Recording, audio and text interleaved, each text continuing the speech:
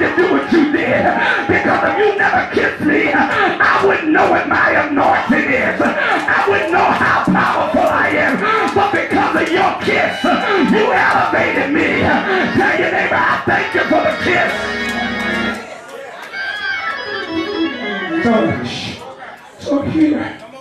So here, we look at Timothy. Can I give you some background information? We look at Timothy, Bishop, and we find that Timothy's mother and his grandmother were both of Jewish descent. But his father is a Greek. Can I help y'all?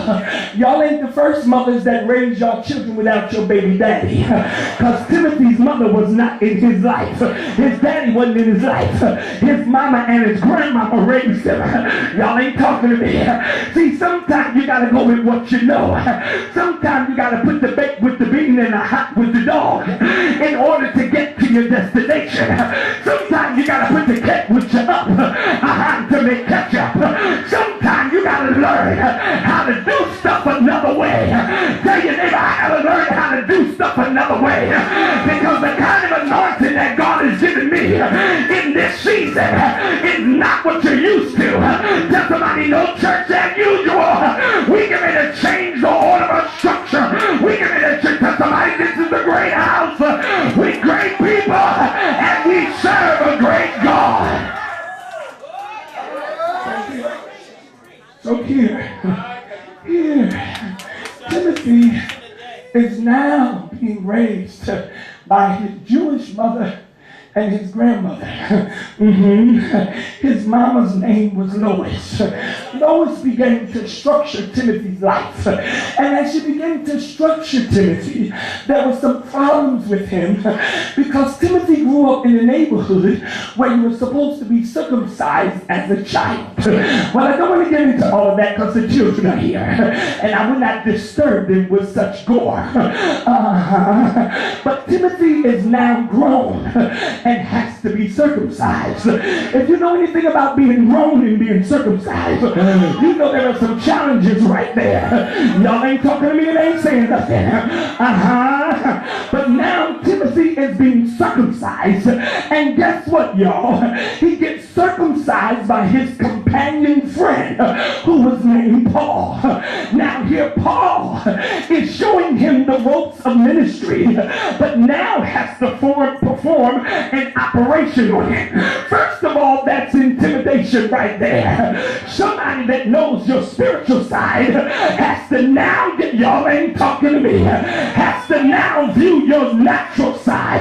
Gotta view your nakedness. Can I say this? And I'm moving on. I gotta put it in park. You better watch the folk that see you naked. Y'all ain't talking to me. Because somebody that views you naked, baby, has got to be able to deal with who you really are. Y'all ain't talking to nobody. Tell them, baby, when I stand naked, you got to be able to respect my anointing. Even when I ain't y'all ain't talking to me.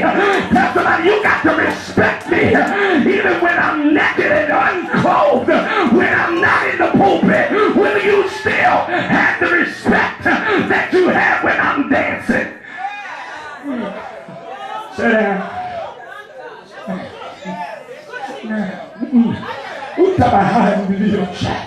See, you gotta be careful. You gotta be careful because church people will become extremely jealous of your true anointing, and they're waiting to see you exposed so they can minimize your character. Y'all ain't talking to me. That's right. Y'all ain't talking, but you gotta watch who you show your stuff to. Y'all ain't ready for me. You gotta watch who you're taking time with and who you're spending late nights with. Because honey, sometimes they're sent as a decoy to throw you off from your real destiny. Ask your neighbor, who are you hanging out with? What is your association? Birds of a feather flock together. That's why you gotta be careful who you're hanging out with. Sit down. Sit down.